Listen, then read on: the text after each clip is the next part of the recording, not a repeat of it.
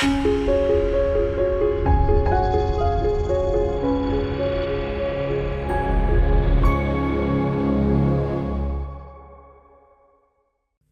to the Iconic Wealth for Women show. I'm Kylie Anderson. I'm a global business strategist and the founder of Iconic Wealth for Women community. This show is where we dive into all things money, mindset, and making it happen. We talk, real wealth, and real financial independence. Today's topic, we're going to explore the role of community in wealth building, because we know wealth isn't built alone. Your network, connections, and communities you engage with are some of the biggest factors in creating your financial success. The right community can help you grow your brand, increase your sales, and open doors to opportunities you may never have imagined. But not all communities are created equal, and navigating this world takes strategy. So in this mini-series, we're covering 4 key segments. The first one is around why community matters, why you can get into creating a community and accelerate your business or your financial growth. In segment 2, we talk about how to build and leverage a powerful community. So like we said, what actually takes in relation to the steps it takes to create an incredible community, and how does that become into your brand as well. In segment 3, we talk about tapping into other people's audiences. So we're going to get a little bit real as well. We might show some things where it's all gone wrong. We know social media is all glossy and fluffy out there, but we want to get into some strategies that actually work. And then in segment 4, we talk about how to build your community, how you can start today. So if you have no audience, it's no problems. We're going to give you some practical steps to kickstart your journey. So let me introduce you to our incredible guest today. First, I have Samantha Hearne. Thank you, Samantha. Samantha's a qualified teacher, coach, mentor, and she helps women build profitable service-based businesses with more time and balance. She's a best-selling author, podcaster, and speaker on unlocking financial potential. Thank you for being here. Hello, Laura. Laura Brunton's a business coach for vibrant women. She loves helping coaches, consultants, and creatives sell out their high-ticket offers with ease, a super connector who's all about sisterhood and authenticity. And then we have the gorgeous Lea. Thank you, Lea, for joining us. Lea is a social media powerhouse, founder of the Holt community. She's built an audience of over 200,000 and runs a 600 membership business community. She teaches how businesses can actually own and leverage, especially LinkedIn. I know LinkedIn's a real big one, but other online networks as well. So let's get into it, because we know obviously the power of a community and how we can do it. So I want to explore today in relation to Samantha. You help women scale their service-based businesses a lot of the time. How have you seen community really play a role in their success? Yeah, great question. I think the most important thing that we would all attest to is if you have a service-based business, your community is the heartbeat of everything you do.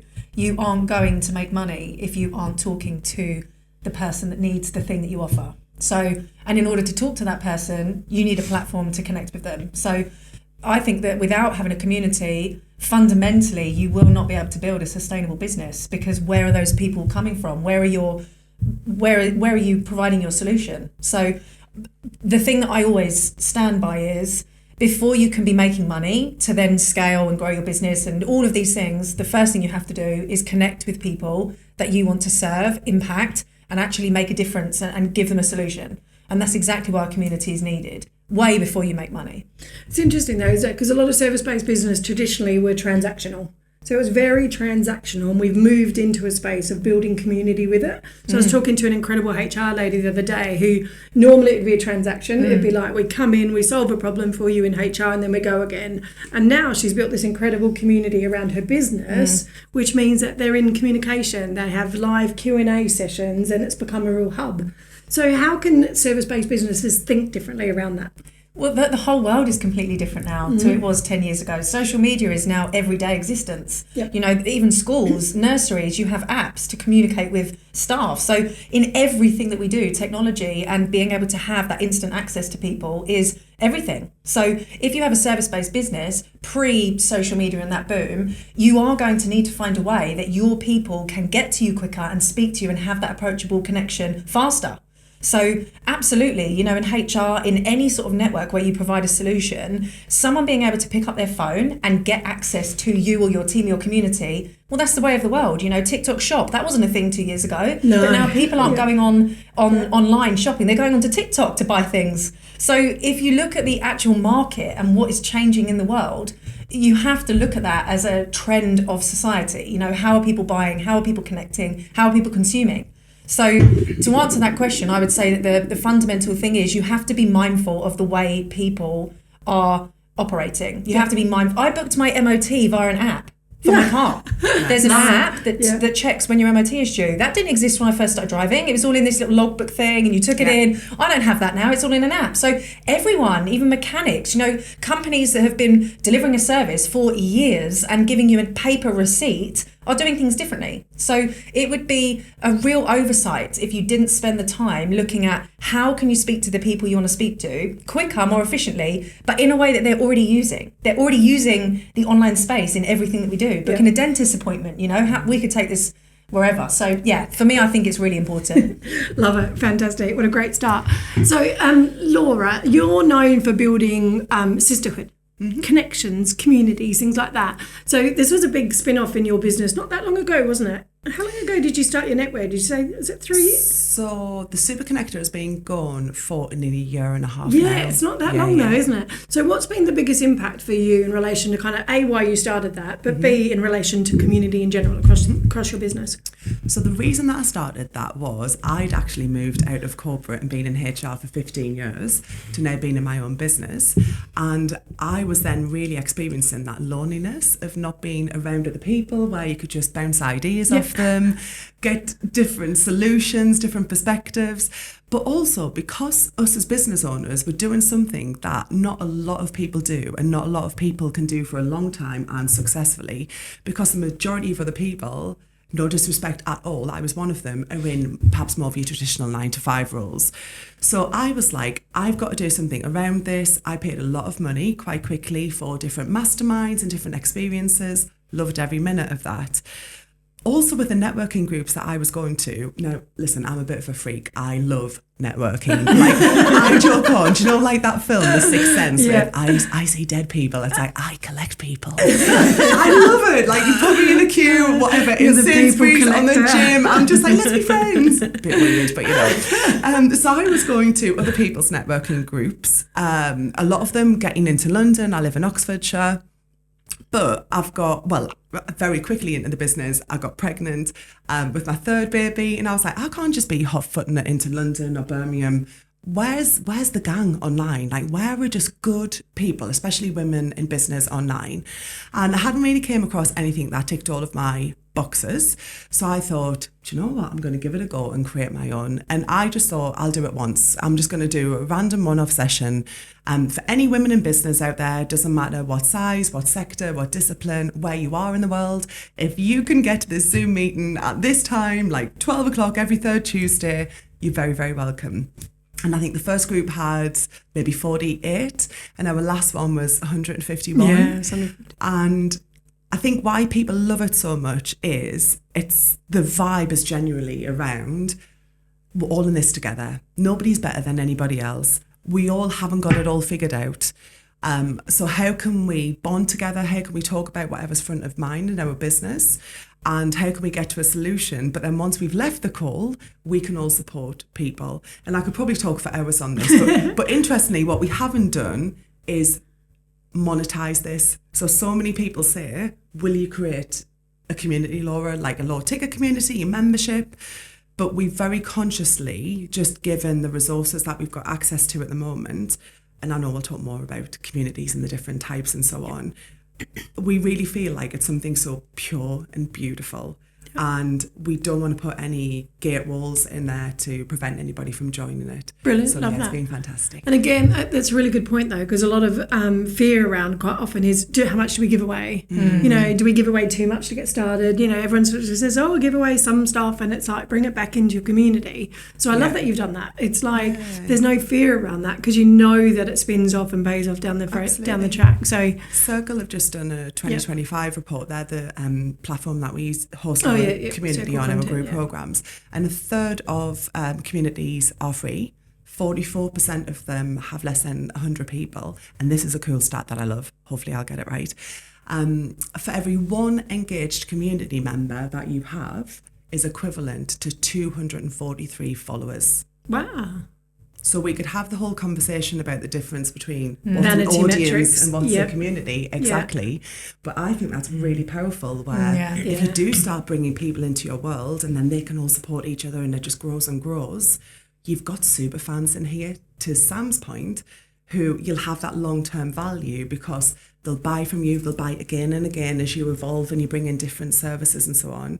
But they're your top referrers, aren't they? And cheerleaders. So it's tick, tick, tick, tick, tick. Brilliant. Love that. Fantastic. Thank you. So, Lea, you've created a very big online audience, haven't you? And I know you were known very much for LinkedIn originally. I don't know if that's expanded. I should know that. But, and obviously you built a community around that. You were one of the leaders in relation to doing that. So what's been your experience of, the impact of that on your business, but also kind of what took you down the route of building that type of community? So the reason I started the community was because I was doing LinkedIn training, and I've been doing it for 2.5 years, and I was training individuals and businesses. But with the individuals, what I was noticing is, yes, I could teach them how to monetize LinkedIn and how to find their clients, but I didn't know how to help them build a lead magnet or a landing page or grow an email list or do regular email marketing and automate parts of their business. And they needed to know that, because with social media, you're always relying on algorithms to put you in the right people's feeds, or it's constantly your time intensive commenting and connecting and DMing. And so I noticed this massive gap in small business owners' skills. But there's so much information online, whether it's YouTube or you're paying for courses or you're outsourcing.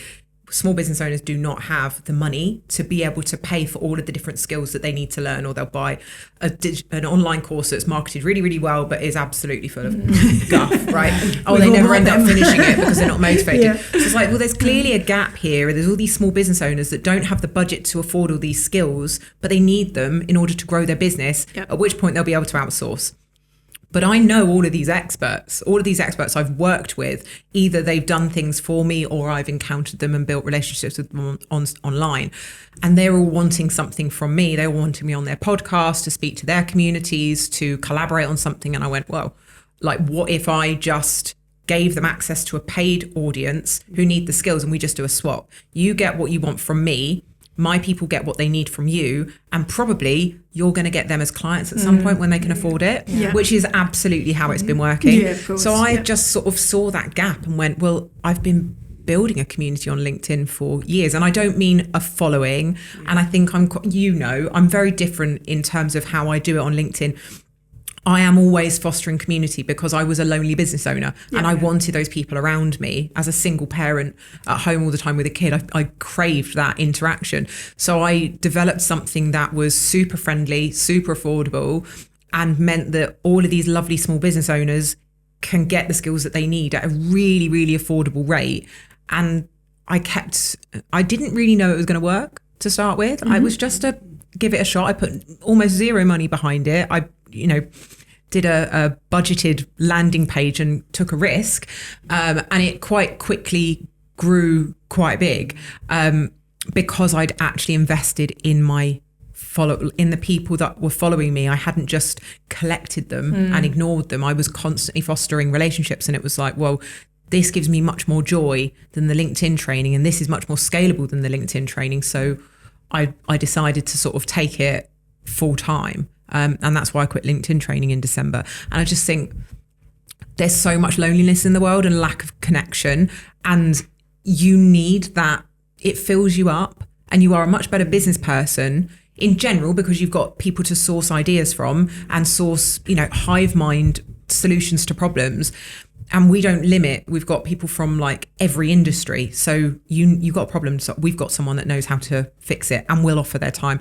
So I think it's allowed me to grow as a professional, and does the same for other people in a really like safe and non-judgmental environment where it doesn't matter if you've been in business 25 years or you've just started, you've got something to offer everybody and people are there to share it. So yeah, it's been crucial to me, and seeing, we've had members that have said it's literally saved my life because I was so lonely and I was so miserable and I didn't feel like I fit in the business world. And you've given me the confidence, the community's given me the confidence.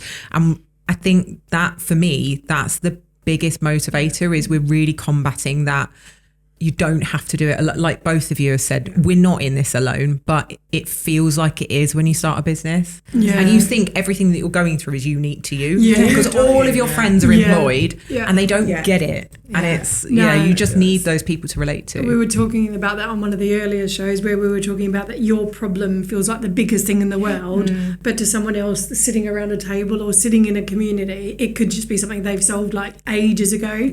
So again, just that power of the collaborative to go, it's okay, someone's got your back. It really eases your mind when you realise I'm not stupid. This is a problem other people have had. And here are several options. It's like when you're a new mum. You know, when you've just had a kid and your kid will not stop screaming all the way through the night. And you're like, what am I doing wrong? I'm hopeless. I'm a terrible mother. And then someone goes, well, have you tried this? And you give it a go and you go, oh my God. And you need those people around you to make it manageable. We need villagers to help us raise our children. We need it to help us grow our businesses. And that's how it was, isn't it? We're not meant to be all sat in our homes or wherever we can, just like burrowing away. That's the beauty of life, isn't it? Not just business. It's doing all this great stuff together. Congratulations. You can tell us which one's the extrovert, though. I'm like, people, no. I'm like, I think I'm a little bit in between. I definitely get energy from being around people, but there's definitely times I like to squirrel away at home. Yeah, I have a limit. I'm like a few hours, then I want to go. Whereas everyone thinks I'm an extrovert, and it's like actually I think I'm quite introverted a lot of the time because it's like I'll go out, get my energy, but I'll come back in. I'm the same. And it's like selective extrovert. I'm a behind the scenes type, aren't I? I like to foster things and create things, but not necessarily be in the limelight all the time. So in relation to kind of building wealth, so if someone's sitting at home at the moment thinking, why do I need a community? Well, like, why should I bother? It's like, it's a lot of effort. There is a lot of effort involved. We talked about consistency earlier and staying consistent and showing up. But why would this impact their wealth journey? Well, I've got so much to say. Okay, so the first thing I would say is... Rapid fire round. I'll try that one again. I'll be quick. The first thing I would say is there's a difference between making money and generating wealth. Love it. That's the most important thing everyone needs to look at. So if you're coming into business because you want to make quick, hard, fast cash, great, but that isn't going to last because you won't enjoy it long term because you will have made the money and then what? So you've made the money, you've got no one to celebrate it with in your community. You haven't got your OGs that remember when you were single or before you had the kid or before you rebranded or before you had the website. And they're like, oh my gosh, this is great. I remember when you just had a picture of you, like your passport photo, right? So they remember your journey. Do you know? So you've made this money, but then you actually, the majority of the time, and I've seen it, and I know that you two will have seen it, they've made a lot of money and they feel less fulfilled than when they had none. So the community is not there for you to capitalize on. Like, the bigger the community, the bigger my lead is, the more funnel, the people in my funnel, and like, this is going to be great. No, the reason you have a community is because as you grow as an individual, you want other people to see what's possible for them, but you also do want people to celebrate you and what you're doing, and that's what we all need as individuals. So I think there's a very big difference between trying to create wealth and trying to build money, like get this mountain of money. And wealth are things that aren't sexy, right? And that's why the majority of the time it's not on social media and it doesn't clickbait the world, Contributing to a pension is not what people are talking Compounding about. effect for literally. But realistically, it's not. No, it's not. But if you think about pensions, if you think about investments, if you think about paying into your kids' ISAs, if you think about paying into your own ISA, if you look at like things like your dividends or like understanding that you can spend X amount a month on just a treat for yourself, all of that stuff doesn't sound exciting, but they are the things that actually create financial choice for someone. And ultimately, if you want choices, and again, there's a difference between financial independence and financial choice. So you can choose to buy the new clothes, or you could choose to not spend that on clothes right now, invest it in your pension, and then, do you know what I mean? So financial choice is when you have money to do something with that can make an impact. And why do I think a community is important? Like we've all said, I'm from a teaching background, and most of my friends I went to uni with are all still teachers. So they think you're a bit mad, like. Yeah, they did at the start, but now they love it. Now they don't. But that was 20 years ago, and we're still friends. But if those friends, so this is not including the online world, but if those friends can look at me and say, oh my gosh, like Sam's done that, like how amazing is that? Like that's so great. It's not about how much money I've earned. They're not sitting there going, oh my God, that's so great because you've got X amount from this launch. They don't care about that. They don't know. But what they do care about is that I've been able to change my story. Yeah. And if you then put that into your community and you've got people that would never buy from you, but exactly the difference between a follower and a community member, someone could be in your community that is never going to be a client, but could be your biggest champion. Right? There'll be people in Lea's community that won't necessarily think, oh, I really want to come into Holt and do the community, but I love what she's doing and I've got 20 people that would really benefit from what she's doing because she's amazing and I'm a single mum and I love what she does. And so the whole point of a community is not just to leverage financially, it's to leverage what we're all doing as women. And also, again, the suffragette in me is if we don't, this is my last thing and I'll stop. If we don't do this, like, this is true, this happened to me yesterday. I was getting my tyres done in my car and the guy said to me, the car was parked obviously to get the tyres done. He comes in and goes to the man behind reception and went, oh, this lady's car's done, do you want to reverse it out for her because it's a bit tight? I'd probably back him up after today. Yeah, I was actually going to say that. So he looked at me he looked at me like awkwardly, and I said, can we go and see what he's talking about? And it was literally like a normal car parking space, right? It was a normal, and I said, don't worry, I can do that myself. But the day before, when he said, oh, this is how much the tyres are cost, he said, do you want to speak to your husband about that? No, people don't still do that. Oh no, I've had it. And I thought, sorry? So the reason I think this matters more is if you are a woman in business trying to change your own narrative, but you're trying to change the people, your friendships, the people in your life, you know, your kids, your partners, your in-person connections, if you amplify that to the online connections and you can create this real change, that's what wealth is actually doing. It's not turning up with your bank statement saying, oh, look at what I'm doing. That's not what that is. No. True wealth is about that. It's the people in your life. It's the people you get to raise up while you're doing it. And it's also the people that celebrate you. Because when you do that, you will notice that much more comes to you. Much more comes back your way by being happy for other people rather than sitting and thinking, oh, look at that little cow over there. That's not doing anyone any good. No one wants that. So, no, they don't. Yeah, my highlights are, you have a community because you want them to succeed as much as you and you want them to be part of the whole journey. Yeah. You have people in your community that will never ever buy from you but will be your biggest champions. Generating wealth is not the same as making money. And if you think about being a woman in business and changing the narrative, you can't do that on your own. And if we're all doing that together anyway, why don't we all club together? It makes no sense to create all these little micro versions of what we're all wanting to build. So yeah, that's my That little was like answer. a TED talk in itself. I was just going to say, Yeah. Things like that get me going. But Yeah. it's brilliant. That's what the show's all about. Because again, we come at it from different angles for different reasons, and it's really powerful to get that across. You know, I feel the same about wealth. For me, it's always just about freedom of choice and having that independence to be able to do what you need to do, whether that's for your family, friends, or the community. So I really, really love that. So rapid fire round in relation to just topping that off in relation to the last bit around community. So we know that obviously building financial success, there's a part of that in relation to community. I mean, we've seen even big leaders now, haven't we, step out from behind their screen, like you can't hide behind a desk anymore. You've got to get out there and get to know the people because the world is changing in relation to how people buy. So what's one sort of thing in relation to building out a community that you've noticed in relation to the impact on other people? So like, we know you don't do it just for yourself. Correct. And one of my beautiful clients, Victoria Hamilton, described our program that we've got as her business home. And that really genuinely made me cry because I thought, obviously, everybody's home. It's such a personal space, isn't it? It should be a sanctuary. It's where you feel safe. It's where you can be yourself when you shut the doors at night. You don't have to act and perform and your people are in there. And community for me is your home. Love it. And I think all of us as the initial homeowners or the hosts of that, we get to create all of the rooms and then we open the door and we see who comes in. So top piece of advice would be, do it as aligned to you as possible. So when you come in my home, there's 5 of us in there. It's clean, but there's crap everywhere. Like there's children's toys, there's drying that still needs to be put away. There's toys that have been left out from the night before. Yeah. And I think whatever you do, don't try and create something that isn't fundamentally you. Yeah, I love that. Because I mean, we all know about cancel culture, but just more than that, it will never truly sell for a long time because people will just be able to smell the deceit and the fact that it's not aligned. So make your home a place of joy for you and all of your guests and your tenants that end up and come and stay for now and I love forevermore. that. I must be doing something because my tenants keep going. No, just kidding.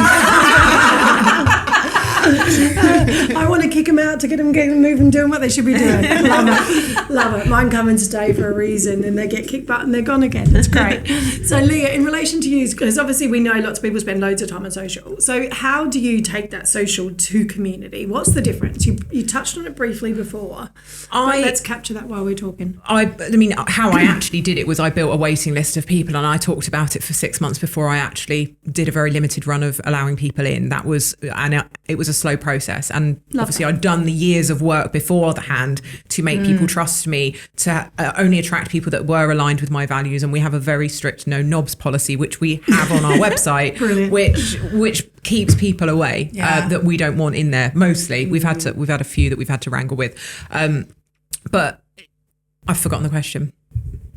The connection between social media to community. I think the difference for me, and I don't say this from a place of ego, for a lot of them, and they fed this back to me, it was the opportunity to be closer to me, whether that was my energy, whether that was my knowledge. And at first, it was people wanted to kind of feel like they were in my inner circle and had access to me. Love that. And my advice and my connections. Yeah. So that's not the same now. It's grown to the point now where people who don't know me are joining on the recommendation of other members who they have no concept of what I've done or my story. They just love the website. They love the vibe. Their friends bigged it up and they come in. So I can see that brand growing, but it wasn't easy at first. I thought, oh my God, no one's ever going to come. But I think having a community where there's plenty of value up front.